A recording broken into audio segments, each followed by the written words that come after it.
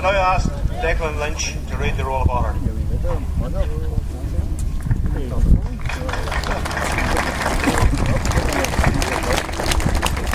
Roll of Honour.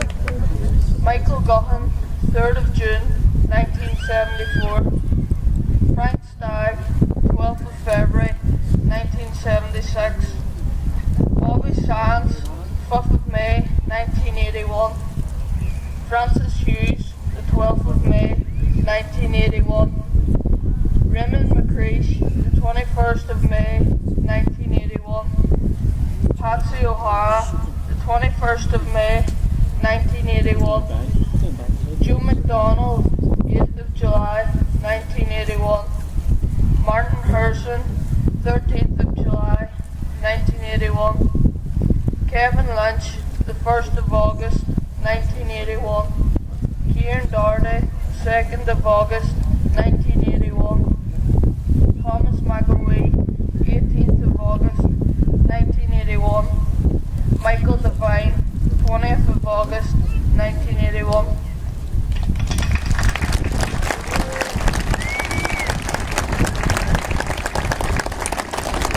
Thanks, Declan. It now gives me great pleasure to introduce our main speaker today. He's a friend and a colleague and a fellow MLA, and also the Minister for Agriculture in the Assembly. Please put your hands together for Michelle O'Neill.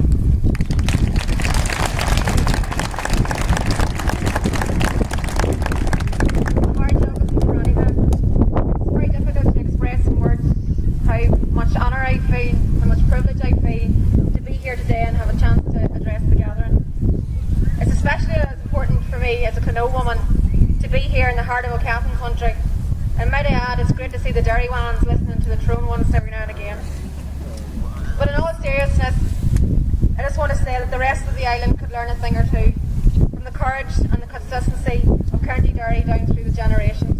The county that gave us 5 of the hunger strikers in 1981. It's especially fitting to be here in the homeland of Kevin Lynch, born in Park Village just out the road.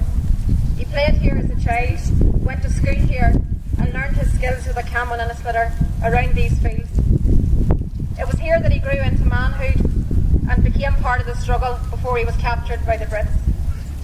And this area, like the homelands of all our hunger strikers, has a special place in republicanism. So it is with a spirit of comradeship and a strength of unity that all of us gather here today. And I want to particularly welcome the relatives of our hunger strikers and those of all of our patriot dead. You were and are, continue to be, an inspiration to my generation.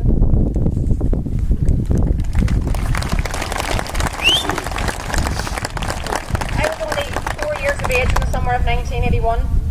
Many of my relatives and friends, my current colleagues and comrades, were older and active during that time. Some on the streets, some on the blanket, and some on the run. Within that collective memory rests all of our living history as activists for freedom. And we should never ever forget what we came through. Fathers carried coffins, mothers battled Brits, sons stood on protests, daughters carried batons, uncles drove hearses, aunts gathered community, cousins wore blankets, marchers faced bullets, friends endured hell, and heroes lost their lives. No role was too big or too small. No one was too old or too young. No part was better or worse. Each action was a vital step in our movement's collective march for freedom. The importance of political prisoners has never been confined to one generation of struggle. Right within the 4 glorious years, David Hogan recalled, from 1917 to 1921, the prison struggles gave people a new fortitude. That was particularly so about Terence McSweeney's death. It brought the spirit of Ireland's resistance to the very ends of the earth, an unquenchable devotion to liberty pitted against the perfect machine of a great power.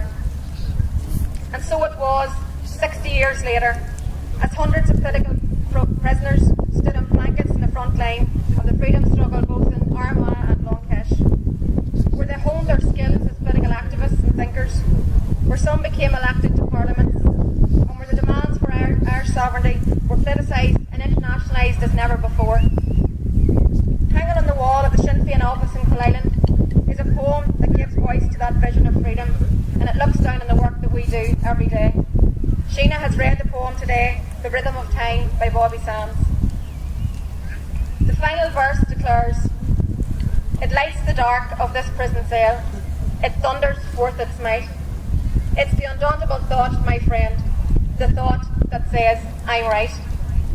It strikes me that only something that's incredibly powerful could have shone or lit up the dark of the prison cells inhabited by our political prisoners during the long decades of war.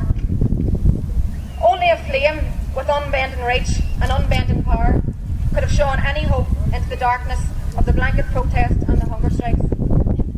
Only a beacon of hope with unlimited potential could have motivated our men and women activists to keep turning the page of history in the bleakest of moments. Only a torch of history, which has been handed down through the generations, through the centuries, could ever explain why we, all of us at this rally today, still stand here ready to deliver the Irish Republic for which our predecessors fought, struggled and died. 30 years ago, from the ashes of Britain's failed criminalisation policy, rose the phoenix of arisen Republican people, led by Sinn Féin. Sinn Féin's determination and dedication to achieve freedom in our lifetimes. Sinn Féin is now the third largest party on this island. We are the only Republicans, the only Republican movement. We are the only Republicans with a strategy to bring about Irish unity. Yes. We are the only collective of activists carrying a glowing baton of national freedom and national reconciliation based on a framework of human rights, of social justice and equality. And no one should be under any illusion whatsoever. It is this generation of struggle. It is this generation of struggle which will reach the finish line on the struggle for Irish freedom.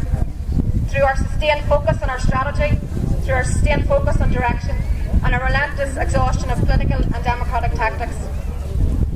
These are the undauntable thoughts, my friends, that lead us in our work today, that fill me with constant determination, and that light the road to our new republic. Of course, there remains some distance to travel. There's still injustices to right, inequalities to address, and a nation's wounds to bind up. Some of those injustices relate to the Norse prison regime, including prisoners who oppose Sinn Féin and the peace process. Sinn Féin representatives have regularly visited the prisons and met some of the prisoners, and we will continue to demand that the British government, the Dublin government, the Six County Department of Justice need to address the issues that are being raised on humanitarian grounds. And in particular, I want to take this opportunity today to reiterate Sinn Féin's call for the immediate release of Marianne Price, Jerry McGill and Martin Corey.